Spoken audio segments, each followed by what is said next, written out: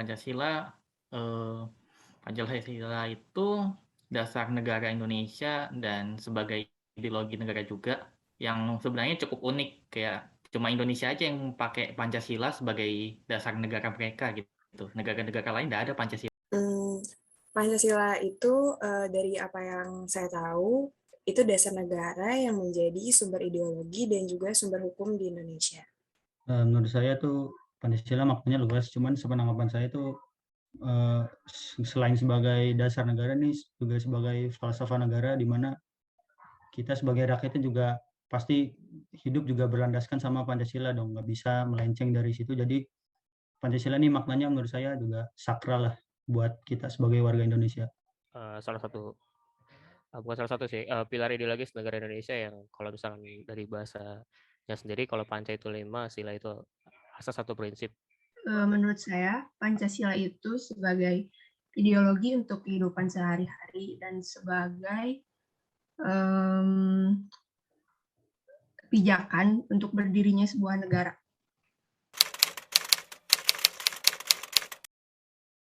Menurut saya Pancasila itu sebagai pandangan hidup kita sebagai warga negara Indonesia. Oke, kalau menurut saya Pancasila merupakan ideologi bangsa dan sebagai dasar negara Indonesia. Seperti yang kita ketahui, pada umumnya Pancasila memiliki 5 sila yang saling berkaitan satu sama lain. Arti Pancasila menurut saya sendiri adalah sebuah ideologi maupun sebuah pedoman yang memiliki tujuan secara jelas dan sangat luas. Pancasila juga menjadi sebuah cara untuk dapat menyatukan rakyat Indonesia dan juga dapat dianggap sebagai sebuah cita-cita kita bersama sebagai masyarakat Indonesia yang merangkul masyarakat Indonesia secara keseluruhan dengan menggunakan sistem kenegaraannya.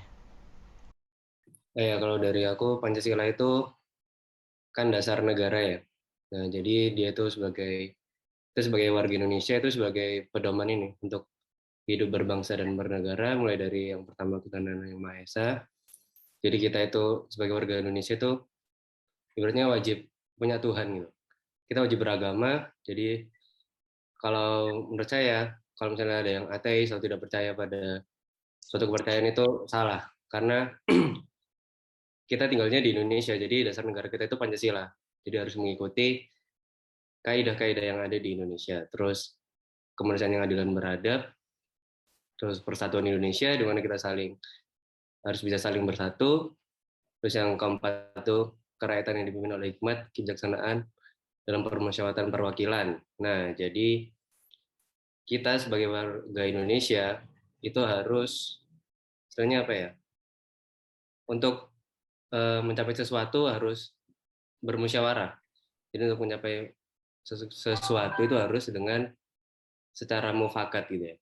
Lalu yang terakhir, keadilan sosial bagi seluruh rakyat Indonesia. Nah, jadi kita harus bersikap yang adil. Nah, mungkin itu sih kalau dari aku. Kalau menurut aku Pancasila itu tuh pedoman negara ya, karena kan yang kita tahu our founding fathers udah berjuang banget untuk cari pedoman Pancasila di Indonesia. Maksudnya pedoman dasar negara untuk Indonesia, seperjuangan itu kan. Jadi menurut aku Pancasila itu adalah pedoman dan dasar negara. Itu aja. Ya, menurut saya Pancasila itu sebagai pegangan dari suatu negara dan rakyatnya dalam menjalani hidup mereka agar mereka memiliki tujuan apa yang harus mereka lakukan. Ya, jadi sepertinya sebagai pegangan lah.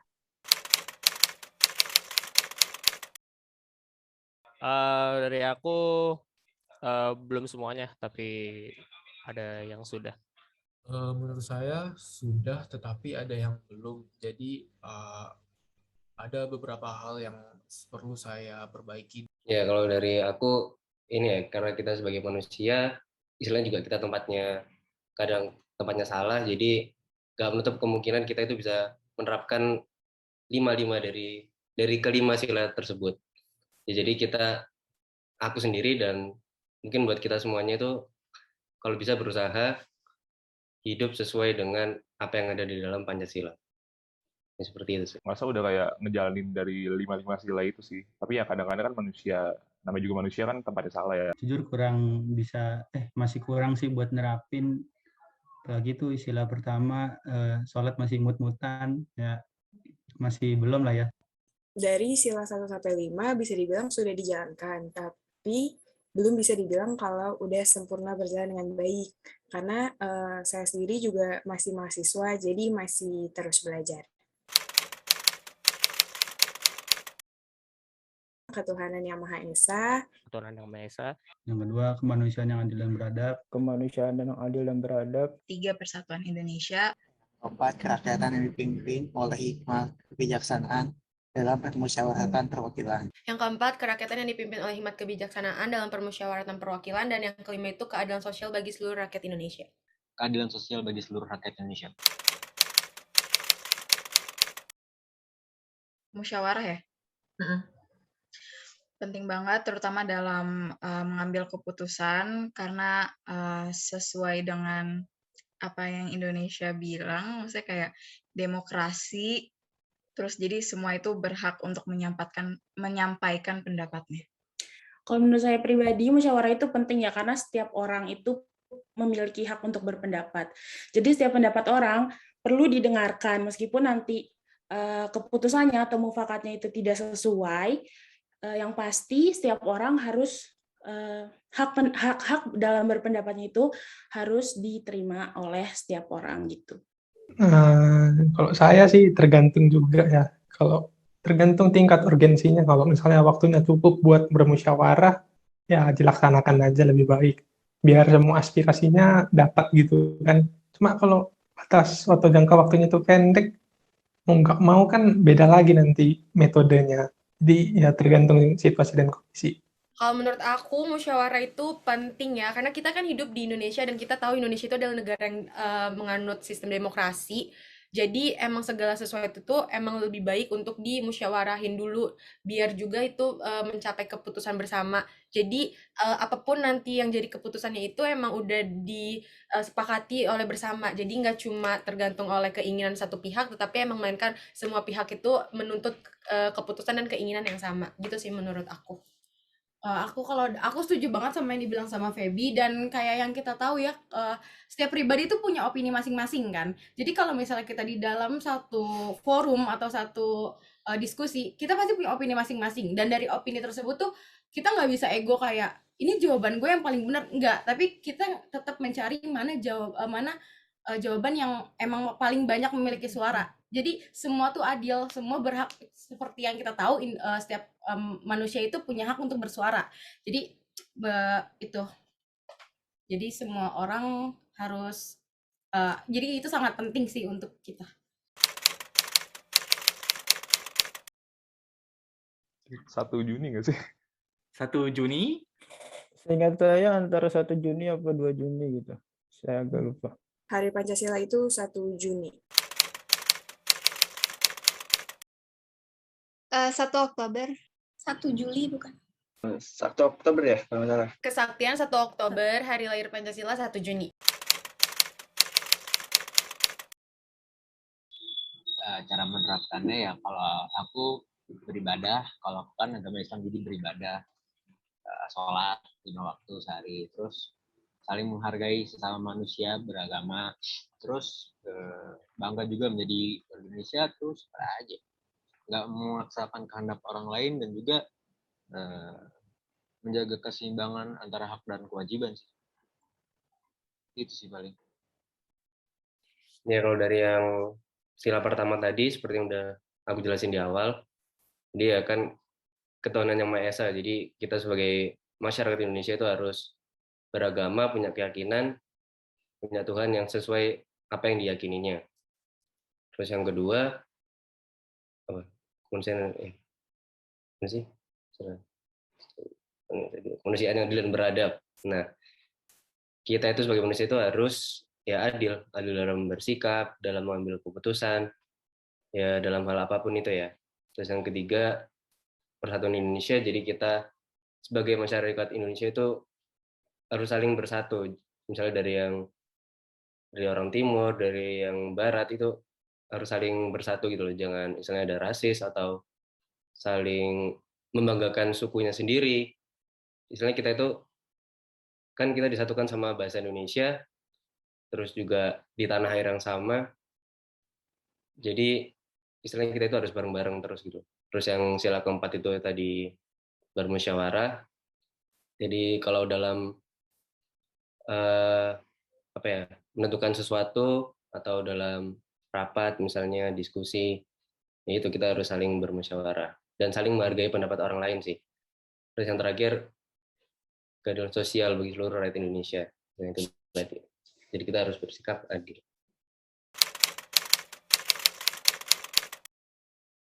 Yang pertama, bisa dengan observasi terlebih dahulu, kayak dicari tahu apa yang terjadi, apa penyebab masalahnya, lalu juga diperhitungkan apakah dengan diri saya ini mampu untuk menangani atau at least mengingatkan.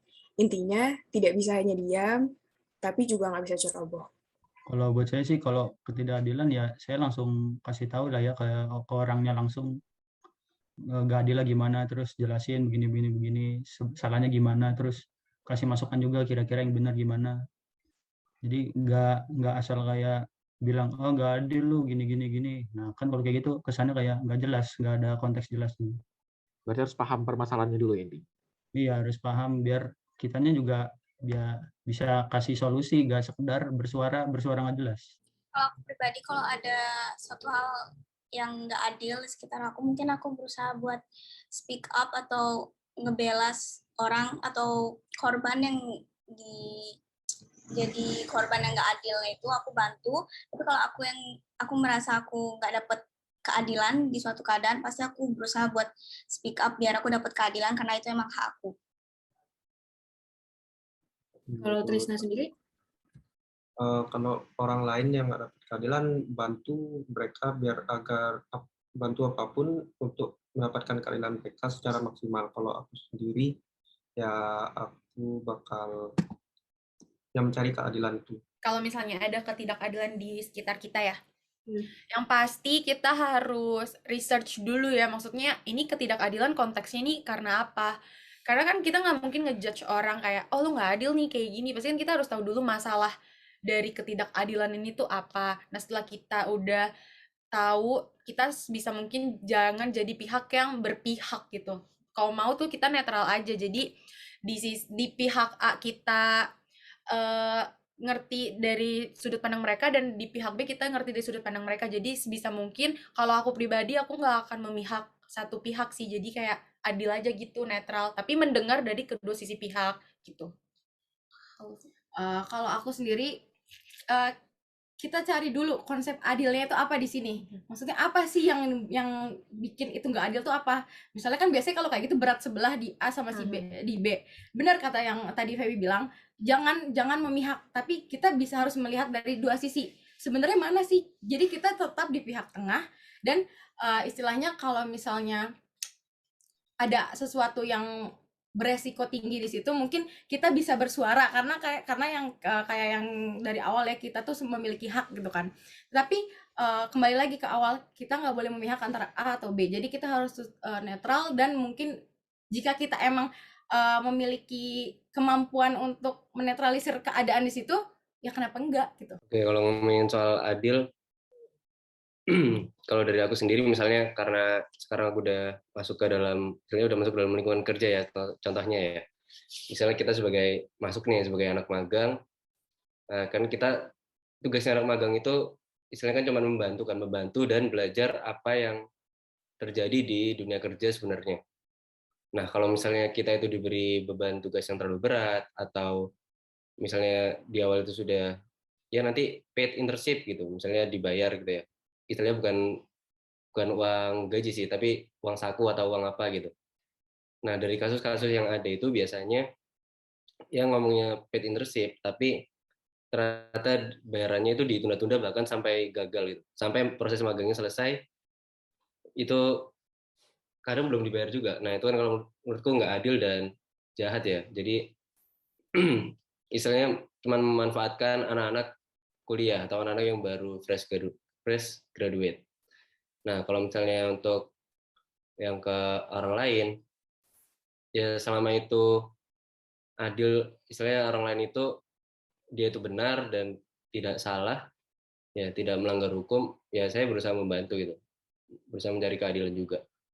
Misalnya ada teman yang dibully atau ada teman-teman yang misalnya dulu kayak waktu saya sekolah dulu, ada satu anak itu, kok anak ini nggak pernah ditemenin ya, kenapa ya? Nah itu saya cari tahu, saya deketin malah. Oh ternyata emang ya mungkin dari cara ngomongnya beda, lingkungannya yang beda. Cuman karena dia kurang terbuka, ya jadi saya ini malah yang nemenin dia, duduk sama aku hampir setahun itu dulu. Nah istilahnya kita sebagai manusia itu jangan membeda-bedakan itu juga ya. Jadi saling adil, terus juga jangan jahat sama orang. Kalau misalnya ada yang susah ya dibantu, tapi semampu kita, balik lagi, jangan terlalu dipaksakan. Kalau menurut saya sendiri, sikap yang benar itu adalah dengan cara memberikan edukasi kepada orang-orang sekitar kita mengenai perbedaan agama secara baik, lalu bersikap peduli juga terhadap perbedaan yang ada, dan juga harus mengetahui perkiraan batasan-batasan yang tidak boleh kita lewati sebagai umat beragama. Saling toleransi. Pastinya, itu yang pertama, saling toleransi. Kalau misalnya kita udah memiliki sikap toleransi yang tinggi, pasti kita akan saling respect dengan agama-agama yang lain. Gak cuma agama, tapi ini tuh berlaku juga untuk ras, suku, dan lain-lain. Karena kita tahu ya di sini kan masih banyak banget rasisme. Contohnya misalnya kayak Cina dengan budaya lokal atau yang lain-lain. Itu sama juga dengan agama. Yang kita tahu di Indonesia ini kan mayoritas agama itu Islam. Nah kadang tuh kayak ada yang mayoritas mengintimidasi minoritas ataupun minoritas yang mengintimidasi mayoritas, jadi kayak saling serang menyerang. Jadi emang yang paling penting itu sikap toleransi sih menurut aku, karena kalau misalnya kita udah punya sikap toleransi pasti kita tuh paham kalau misalnya gak cuma agama kita doang nih yang baik, tapi maksudnya semuanya itu baik, jadi semuanya tuh positif gitu yang masuk ke mindset kita gitu sih. Tambahan dari aku ya, ini pengalaman pribadi, kayak aku di dunia perkuliahan ini temannya nggak satu agama, benar-benar di satu circle kita ada yang Islam, ada yang Kristen, ada yang Buddha, ada yang Hindu, dan lain-lainnya. Dan di sini kita mengedepankan rasa toleransi. Jadi tentunya kan setiap agama punya hari-hari besar gitu. Ketika kayak aku lagi lebaran, teman-temanku tuh pada ngucapin kayak selamat hari raya Idul Fitri ya, semoga bla bla bla gitu. Jadi ketika mereka pun punya hari raya, aku pun juga kayak oh iya selamat hari bla bla bla gitu, hari apa yang di agamanya. Dan terus benar yang Feby bilang, mengedepankan toleransi itu paling penting gitu. Apalagi di Indonesia kayak yang kalian tahu sering banyak yang saling mengintimidasi, kayak merasa agamanya paling benar. Itu tuh konsep yang salah banget kalau merasa agamanya yang paling benar, karena balik lagi semuanya ke dasar kemanusiaan, saling memanusiakan manusia lain gitu sih. Emang nggak bisa dipungkiri sih dari awal lahirnya Indonesia emang banyak banget keyakinan agama.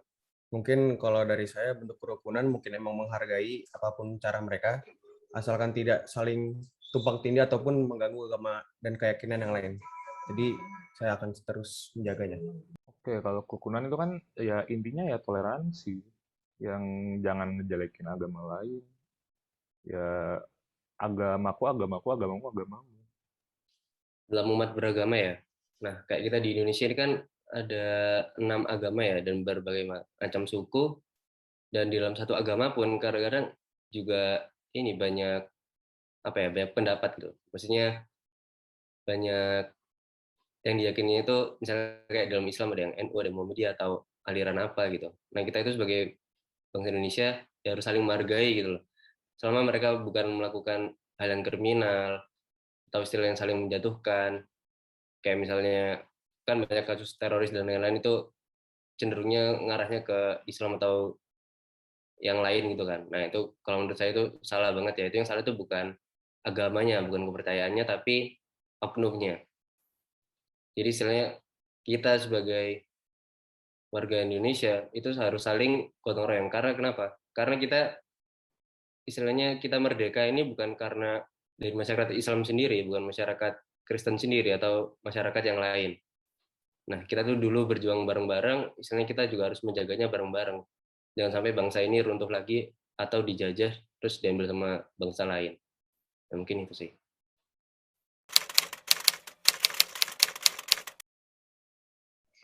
Yang saya lihat sih udah Cuman ya masih gitu sih, masih kayak saya juga terkadang gitu, masih kayak belum maksimal gitu. Karena di lingkungan saya kayak kurang terlalu interaksi karena rumahnya memang berjauhan gitu, jadi otomatis menurut saya itu kurang musyawarah. Ada beberapa yang belum, tapi ada juga yang udah. Banyak yang belum, tapi kebanyakan enggak udah. sedikit yang udah. Kalau dari lingkungan keluarga sih mungkin kayak orang tua sama kakak sama abang udah ngikutin pemiluan sila keempat itu. Terus sila pertama kita udah beribadah juga. Terus sila kelima itu kan apa ya? Kayak bukan jangkauannya kita gitu, jangkauannya pemerintah. Pokoknya yang bisa kita, yang ada di, yang saya perhatikan di sekeliling saya sih, yang bisa dilakukan pasti dilakukan, yang belum bisa ya belum bisa dilakukan. Oke, kalau misalnya di lingkungan gue ya, kalau keluarga gue sih udah alhamdulillah udah rajin beribadah, udah toleran pada tetangga lain yang mungkin beda keyakinan, terus udah sih maksudnya menjalankan kewajiban dan haknya kepada orang tua dan yang maksudnya memberikan hak pada anaknya gitu. Menurut gue gitu.